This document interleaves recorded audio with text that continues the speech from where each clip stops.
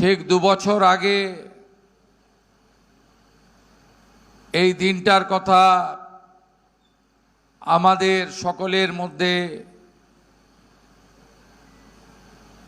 জাগ্রত হলে বা আমরা স্মরণ করলে আমরা অত্যন্ত বিচলিত হই। আমাদের হৃদয় ব্যথাতুর হয়ে পড়ে,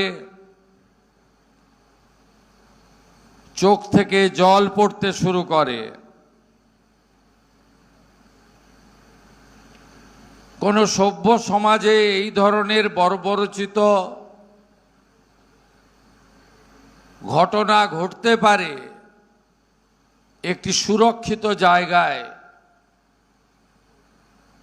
এটা কখনো কেউ স্বাধীন ভারতবর্ষে, সভ্য ভারতবর্ষে